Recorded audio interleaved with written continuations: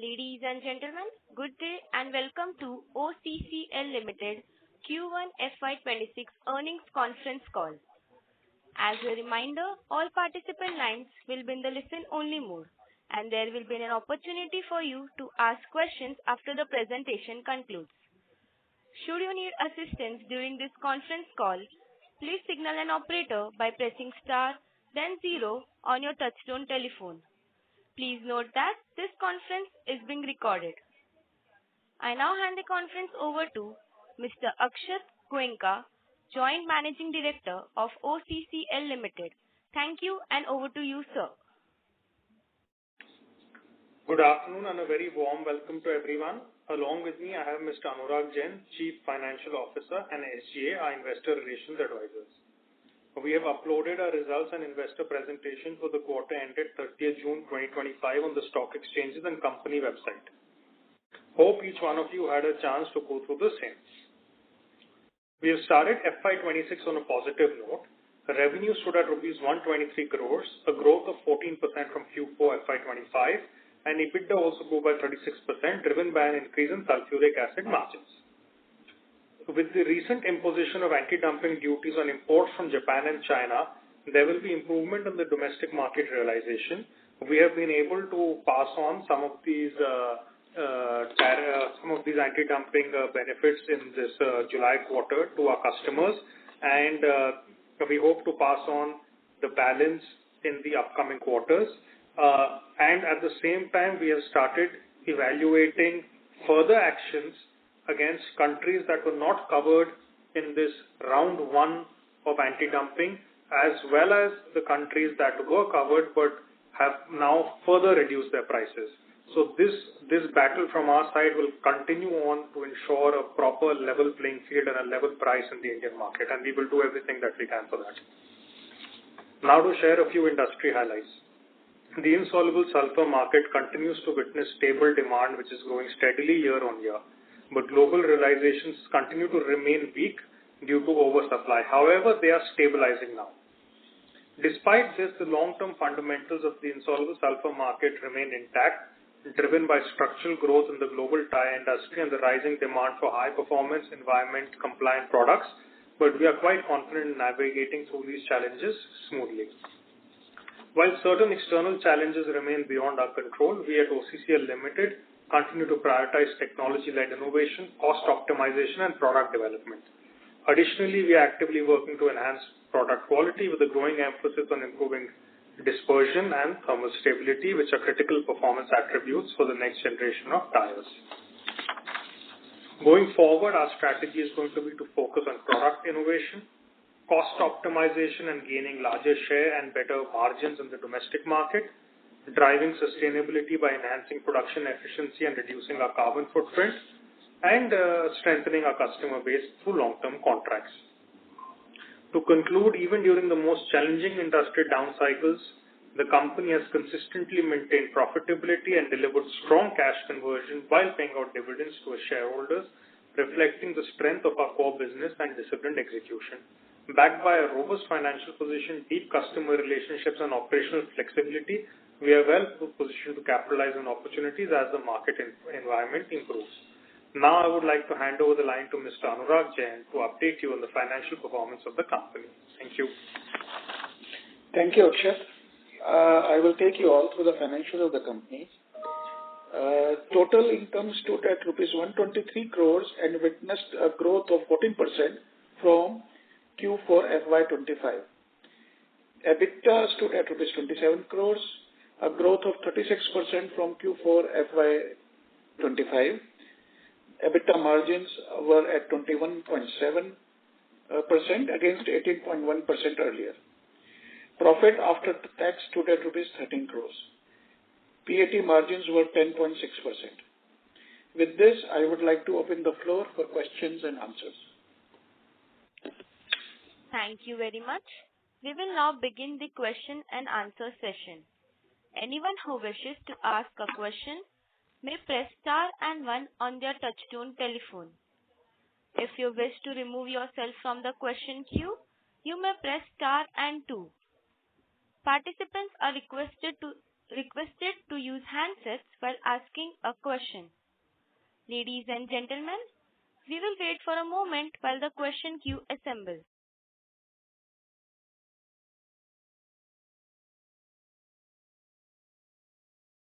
The first question is from the line of Aditya Ketan from SNIF Institutional Equities. Please go ahead.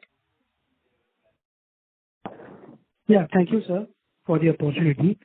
Sir, first question is this jump in top line. You had mentioned that this is largely because of the sulfuric acid. But sir, what we understand that the sulfur, which is the raw material, so that price is still elevated, like it has not come down. Our plant of sulfuric acid was operating at near peak levels. So this jump in top line and this margins which you mentioned, how come it is from sulfuric acid? So what has changed basically? So exactly what you are pointing out is changed. The sulfuric acid market operates at sulfur plus levels. So the selling price operates at sulfur plus levels. Since sulfur prices are elevated, therefore selling price of sulfuric acid is also on the higher side.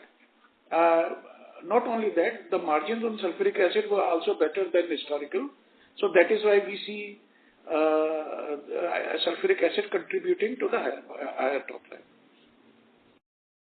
But sir, I believe like particularly in a quarter, anywhere contribution of sulfuric acid could be around in the range of 15 to 20 crore. This 15 crore jump in our this quarterly numbers, is it completely attributable to this sulfuric acid or also from insoluble sulfur? No, it is not completely attributable to sulfuric acid, but yes, sulfuric acid has contributed considerably into this. Okay. Sir, this imposition of anti-dumping duty in insoluble sulfur, sir, still we know like so capacity is in excess of demand. Do you see any case like wherein the global producers can cut the anti-dumping duty and still continue the imports in India, considering the demand is muted and there is an overcapacity? So what has happened is that when we started the process of anti-dumping duty, the average import price of China was $1,300, which had already come to an average of about $1,100 by Q4 FY25, and that is what we were matching. So they had already reduced the price earlier. Now, looking at the cost structure, which we know very well, we doubt the capability of these manufacturers to reduce the price further from this point. So whatever upside that I am going to have from now, and which is quite considerable, that from July onward we are going to have an upside, that is on this depressed price that we already were matching in the market. Got it. So this anti-dumping duty, I believe, is imposed against the China and Japan. So Flexis, like which is in US, is there any chance like they could continue to dump excess material? Well, if you look, when we were looking at the Flexis, we saw on their website that they have decided to increase the prices by USD 250 for the Indian market.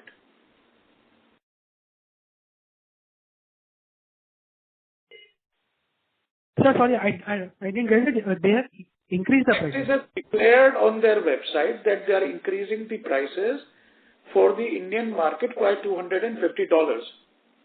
I can assume that they were also selling at a lower price because of this Chinese import that was once anti-dumping duty has been imposed, they have also declared that they will increase the price. Of course, the reasons that they give is because of innovation and cost related to innovation and research, and market and raw material prices. They are increasing the price by $250 in the Indian market. Got it. Sir, just one last question, sir. Onto the cost side, when we look employee and other expense, so these expenses have declined compared to our increase in top line. Any particular change which has happened? Because when we look the trend of the last 3-4 quarters, this quarter has the lowest cost. So as far as employees cost is concerned, yes, we have been very careful in not increasing our employee cost. So we are keeping a tight leash on the all costs. As far as other expenses are concerned, yes, they have declined over last quarter for two things. One is, for the last 2-3 quarters. One, of course, is in the last quarter, there was some stamp duty payment related to the demerger, which was sitting in the last quarter, about 3.5 crores, I think. And secondly, international freights have come down a little bit. Freight comes separately, sorry. But then the main reason is the stamp duty in the previous quarter that we paid, which is not there now. Okay, got it. So, sir, by adding the 3.5 crore also, still the number looks lower only. Yes. So there would be some saving here and there on an annualized basis. Sometimes, the expenditures get distributed not evenly over the quarter. But we are looking at savings in other costs also. How much will it will actually happen will reflect in the 6-monthly account. Got it. Thank you, sir. Thank you, sir. Ladies and gentlemen, to ask a question, please press star and 1 now. Participants who wish to ask questions may please press star and 1 at this time. The next question is from the line of Ridesh Gandhi from Discover Capital. Please go ahead. Hi, sir. So, just wanted to understand in terms of where we are in terms of normalize and earning going ahead. I understand that in the earlier quarters we had impact of freight rate. So this quarter is it reflecting a normalized freight rate? And is the upside for the anti-dumping already in this quarter's number, or is it only partially in this quarter's numbers, or how should we look at these two?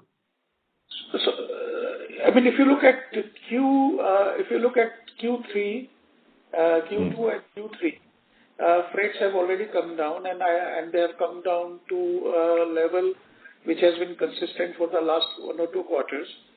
Obviously, when geopolitical situation in terms of war stabilizes, it could come down further to the historical levels, but at now they are stable. As far as your question to anti-dumping duty is concerned, the anti-dumping duty was imposed in the month of June, and therefore the impact of the anti-dumping duty is not present in our current quarter performance. It will reflect in our next quarter performance. Correct. And if we were to understand in terms of the anti-dumping duty, how much of the benefit do you think we will be able to keep as opposed to, what we had indicated, passing on to the customers? How should we look at it? So, see, the benefit which will reflect in the balance sheet will be amalgamated benefit of the increase in prices and decrease or increase in direct costs. For example, sulfur or other things. But we are looking at a benefit of about 70 to 80 lakh rupees per month. So about 70 to 80 lakh rupees will be the benefit of anti-dumping duty to us per month at the PBT level, effectively. Yes. At PBT level, this is what we are looking at least. Okay. Thank you. That's all. Thank you, sir. The next question is from the line of Piyush Bangar from Vijit Global Securities Private Limited. Please go ahead. Hi, good morning, sir. Basically, I have 2 questions. The first one is regarding the volume sales and realization of FY 25 and 26. So basically, what was out of our capacity of 39,500 of insoluble sulfur and 88,000 MTP of sulfuric acid, what was the capacity utilization in FY 25? So, as far as insoluble sulfur is concerned, the capacity utilization was around 70%, give or take a percentage. And for sulfuric acid, it was 100%. Okay. And what was the realization in both the products, insoluble sulfur and sulfuric acid, in domestic and exports market in FY 25? Sorry, I cannot discuss that number because of competitive reasons. Okay. I cannot discuss. Okay. Basically, what was the EBITDA level and PBTs in the segments, insoluble sulfur and sulfuric acid? Again, this is something I cannot disclose for this. Okay. So, I cannot discuss the exact numbers. Okay, so basically, let's say that we have X amount of realization in FY25. What do we expect that this realization trend in FY26, both in insoluble sulfur and sulfuric acid? So you have already seen that my first quarter is about at 125 crores, right? So if we maintain the same run rate, assuming that sulfuric IS prices will go up, sulfuric acid prices might come down. Even at the same run rate, this translates to the quarterly run rate translates to about 500 crores. Okay. I cannot be more specific on this because there is so much upheaval in currency and raw material prices. I can only say that we can take some clue or guidance from our current quarter performance, which is 125 crores. Okay. And as you said that the anti-dumping duties impact was not there in the Q1 results. So do you feel that the 21% of margins are sustainable in the long run, or it's on a lower side? Again, we feel that this is something, at least for this year, we should be having. Whether it will increase or decrease will again depend on the geopolitical situation, on the exchange rate, on the raw material prices, which are all something which, today I cannot dare to guess about. With the, for example, what Trump is doing, what are the sanctions which are being put against Russia or against, what is European Union doing. There are so many things which are turning out that will have impact on exchange rates and other raw materials. So I would say that this is a good guidance to begin with, our quarter, and that is the only guidance I can give as of now. Okay. Basically, company has reduced debt by 11 crore in FY25, and right now total debt is somewhere about 56 crore in FY25. So do we have any plans to reduce it further in FY26? So out of 56 crore, I think 34 crore was on 31st March. 34 crore was the long-term debt, which was there. The rest is working capital. This 34 crores will be repaid in 2 years in normal course. So it's very much less which is left, which we are repaying on time. It will be repaid by the end of the next financial year. Okay. Yes. Okay. In an annual report. Mr. Piyush, may we request that you return to the question queue for follow-up questions, as there are several participants waiting. Sure. Thank you very much for the opportunity. So much. Thank you. Thank you, sir. The next question is from the line of Vaibhav from Honesty and Integrity Incorporation. Please go ahead. Yeah, thanks. Thanks a lot for providing the opportunity. So I have a lot of questions, but I will ask 2 or 3 of them, and then I will come back in the question queue. So, sir, if I compare you versus some of your international competitors, so is there a fundamental difference in technology adopted by our plants and our competitors like China Sunshine? If you can just help us understand what are the differences in technology? So we are not privy to the exact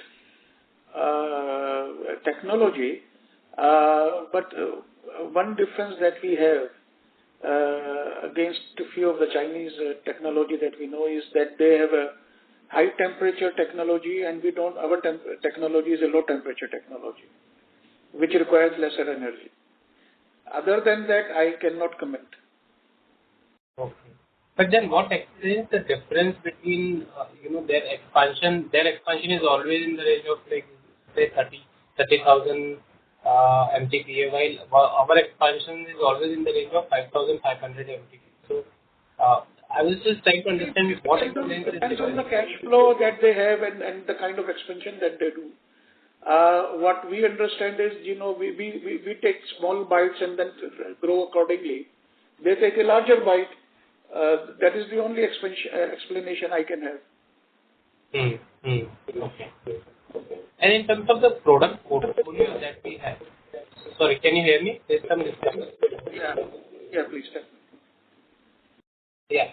So in terms of the product portfolio, do we have more diversified product portfolio and the competitors have more standardized product that they sell at large scale?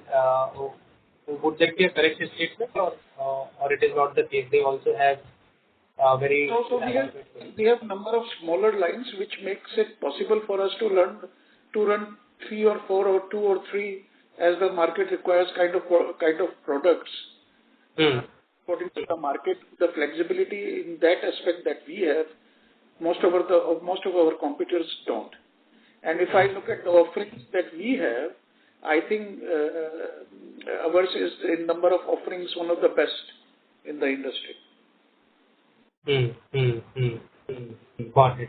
Understand. And the last question for this round for me is that if we look at Eastman when before the period it was acquired by IOCL now, we see the amount of innovation and newer products that are coming out of from that side has reduced considerably. So how do you explain this, and do you think that it has an impact on us, because we were always trying to be ahead of Chinese because of this innovation cycle going on, but now innovation cycle has stopped and that's why probably Chinese have gained to some extent on us. Would that be a right statement? The Chinese product is now, if we talk about 3-4 years back, Chinese product used to lag behind in quality. Now their product is as good. So that is one thing. And I think that there always comes a time in any product when the innovation slows down a little bit. Maybe that is the situation with insoluble sulfur also, as far as Flexis is concerned, or any other insoluble sulfur manufacturer for that matter. Though step-by-step increase in quality is always happening with all the manufacturers.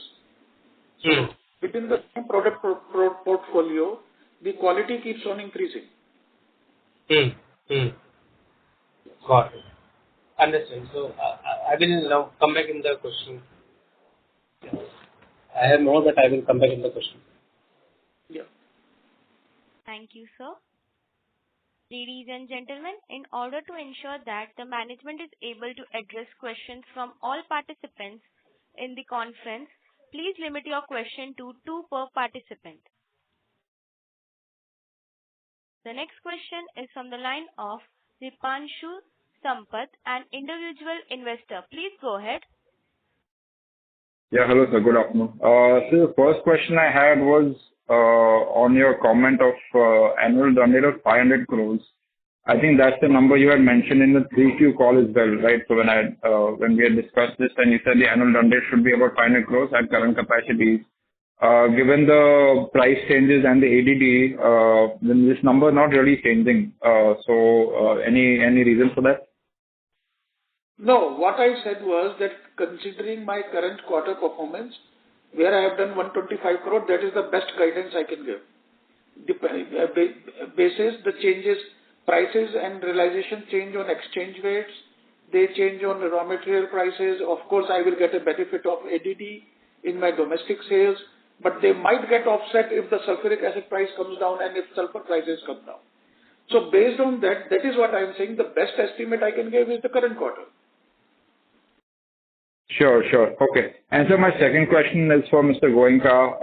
In the FY24 annual report, it was mentioned that, that of the pre-demerger entity, that the demerger would help us explore global alliances and partnerships, which is absent in the FY25 annual report for OCCL. So is there a rethink on the strategy? Can you please throw some light on this, and how are we thinking about this? So there is no rethink on the strategy. I absolutely maintain what we had said earlier. that the demerger would help us in doing all these things. But, these things are better spoken about if and when they happen. That time when we were doing the demerger, this was given as a stated objective. All I can say is that objective still remains alive. Sure. Thank you. Wishing you all the very best. Thank you, sir. The next question is from the line of Mohit, an individual investor. Please go ahead. Hello, sir. I have two questions. The first is regarding the new products of the company. As you said that company is trying some products under insoluble sulfur, and the company is also spending 1.66 CR in the R&D. And along with that, company has also ventured into the renewable energy and power generation thing. So could you please elaborate that what are the future plans of the company regarding the new products, and what is the relevance of this renewable energy and power generation thing? And can we expect some kind of revenue in FY26 or ahead from this renewable energy and this thing? So to first address your renewable energy question, number one, renewable energy will not have any impact on the revenue. Okay. It is a move towards our goal for sustainability. We have already covered both our plants with rooftop solar power generations.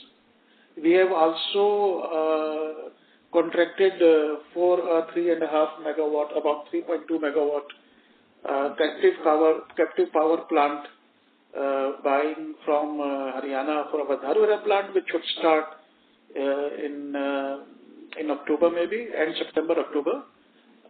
So these are as far as electricity is concerned.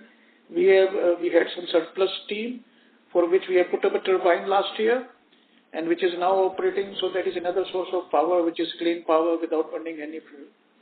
So these are the sustainable power initiatives that we have taken. As far as utility is concerned, we have greatly brought down our utility consumption, and whatever is left has all been turned into gas from liquid fuel. Though we have a coal boiler in Mundra, but that is the only place where we are having solid fuel. Otherwise, everywhere we are using gas.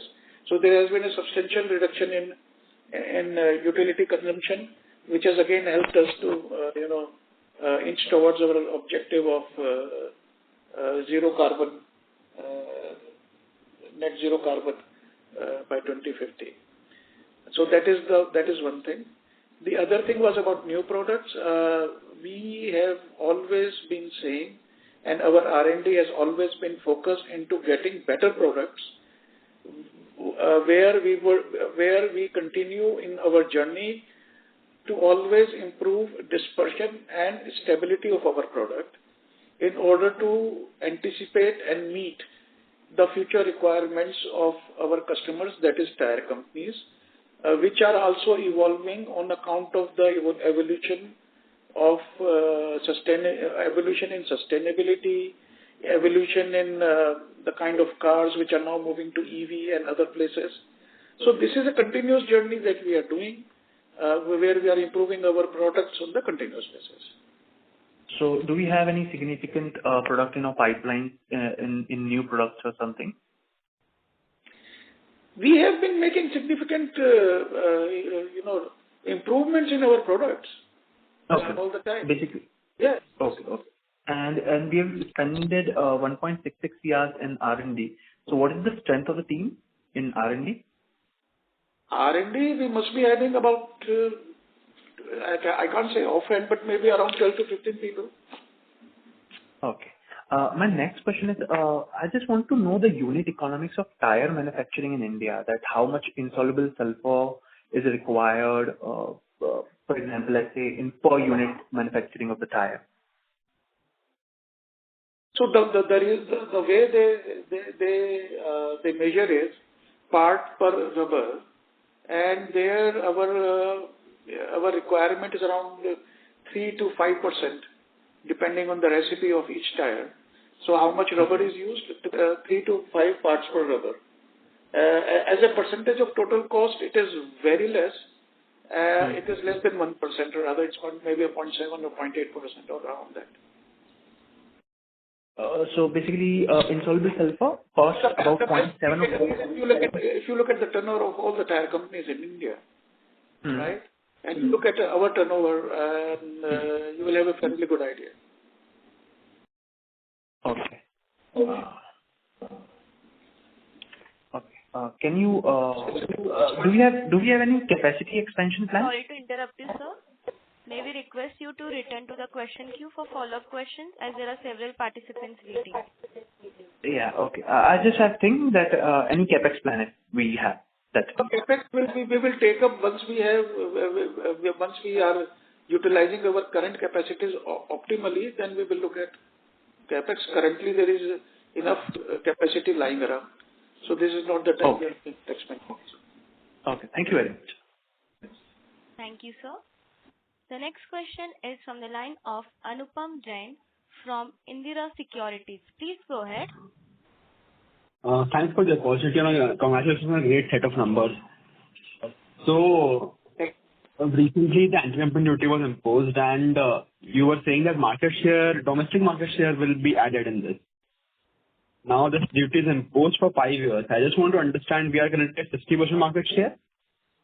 What will be our domestic market share going forward for 1 or 2 years? If you have that horizon.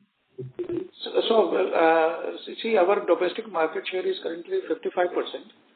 And with the imposition of anti-dumping duty, we do hope that it will go up over a period of time, maybe to over 60%. So that is our hope. Let us see how quickly it pans out. Okay. So what you are saying is 40% is still coming from outside after anti-dumping duty? I am saying over 60%. I am not saying 40% will come over from outside. No, so because we are the only domestic manufacturer of insoluble sulfur. You have asked me whether you are looking at increase in your market share. I said yes. We are looking at an increase in market share. We are hoping that from the current 55% market share, we will go over 60%. That is the reply I have given. Alright, I get it. So what I'm trying to just ask you is, so still importers are, insoluble sulfur is still getting imported in our country. I just want to understand why is that happening, even after anti-dumping duty. Anti-dumping duty has just been imposed in June. Also, no, I am not asking about just right now. I am asking about a year from now, or maybe 2 years. That's what I am asking the perspective. Why will not this be 60% or 55%? That is, why will it not go to 90 or 100%? That's my question. So, firstly, anti-dumping duty has not been imposed on Malaysia, and we are now going to be going whole hog to rectify that issue also, because even Malaysia is dumping in this country. So that is so today our things have been limited even by them, and the Chinese have also dropped prices further after anti-dumping has come in, so that those things need to be rectified. These are all very highly competitive information, and I don't think we should be speaking in so much detail on the call.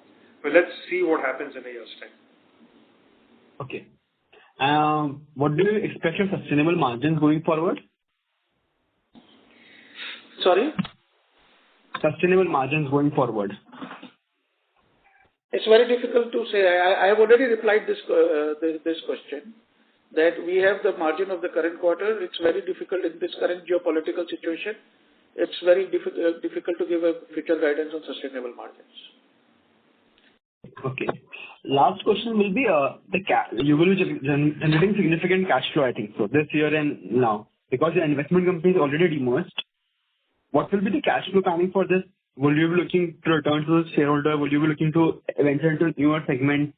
What will be the thought process about this? Can you just throw some light? See, we will be giving dividend as per our declared dividend policy. The rest 35-40%. We get that. But apart from that, are you thinking about growth? It is not. Who said that our dividend policy is 25%? Historical, last year that was your payout. Yeah, but that is not our dividend policy. Dividend policy is there on the website. You can go and read the policy. So you will get clarity on what our dividend policy is. Number one. Number two, we would be conserving cash flows to have our kitty ready for fighting the market, for in catching opportunities in the future, and if and when the opportunity for expansion comes, so we will have that kitty with us. And this will be in the insoluble sulfur segment only? I don't know. No, we can assure you that this money that is here will not be used to make financial investments like AG Ventures is making, and that is our commitment. It will be used only for strategic purposes. Okay. Thank you. That will be all for me. Thank you, sir. The next question is from the line of Amit Gauri, an individual investor. Please go ahead. Good afternoon. Thank you. My question has already been answered. Thank you very much. Thank you, sir. The next question is from the line of Aditya Ketan from SNIF Institutional Equities. Please go ahead. Yeah, thank you, sir, for the follow-up. Sir, in the exports market, suppose sir, out of 100, how much exports today are to US and to Europe? US and Europe both constitute the significant amount of exports that we have. I cannot give you the exact numbers, but I can say that the bulk of exports that we do are constituted by US and Europe. Okay. Sir, into the North American market, earlier, sir, I believe so, in the last 1 to 2 years, we were striving hard to gain market share in the US market. But sir, now, sir, so standing today, so India is imposed on a 25% tariff, so versus Japanese player, so 15%. I know, sir, so these things are uncertain and can change over time, but sir, standing today, how you see like exports from Japan to US will go up and from OCCL to US will go down? How should we look at this? If you are talking about insoluble sulfur per se, it is very, very early to talk about it. They have been declared yesterday. They have also said that we are still under negotiation. We are yet to talk to our customers post the imposition of the duty. Most of the sales that we do are strategic, whether they will be impacted by this another additional 15% duty, because remember 10% had been imposed with effect from April, which did not have any impact, with vis-a-vis the export that we were doing with US. So how this pans out is something which we are trying to understand, and we will have more clarity once these rates are notified. They have only been tweeted as of yet. They have not been notified. So let us see how what the notification comes, what happens in between, what kind of negotiation happens. All this is there, and we are yet to talk to our customers about this. Wherever we have talked yet, even they don't have much clarity as to how these things are, unfolding. Got it, sir.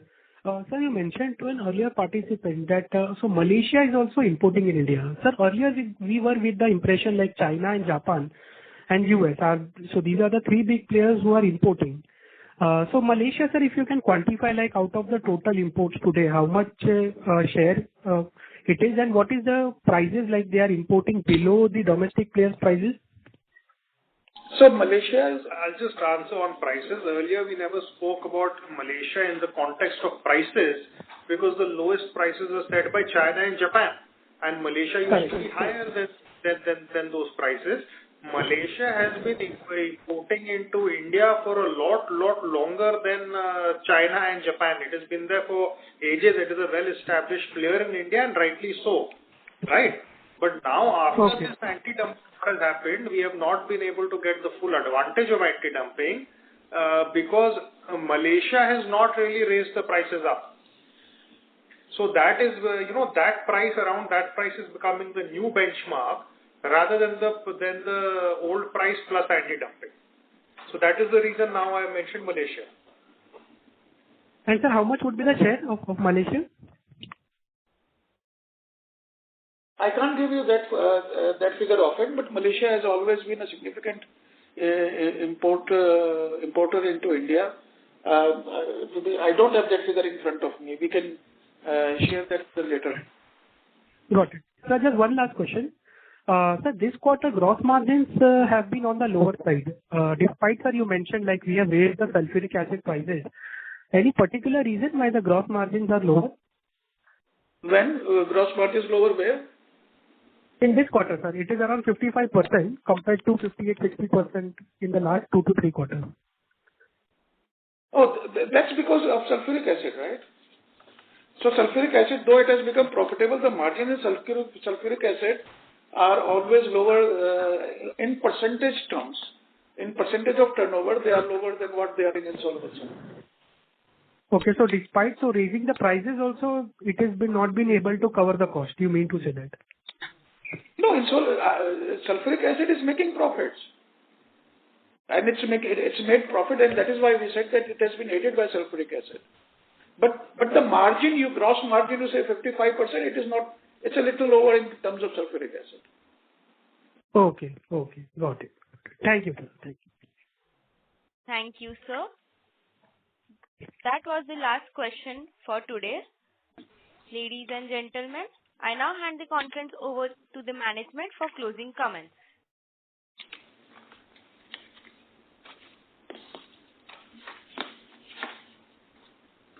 I'd like to thank everyone for being part of this call. We hope we've answered your questions. If you need more information, please feel free to contact us or Mr. Devan Dhruva from SGA, our Investor Relation Advisor. Thank you. Thank you, sir. On behalf of OCCL Ltd, that concludes this conference. Thank you for joining us, and you may now disconnect your lines. If you found this video helpful, please like, share and subscribe for latest upcoming videos.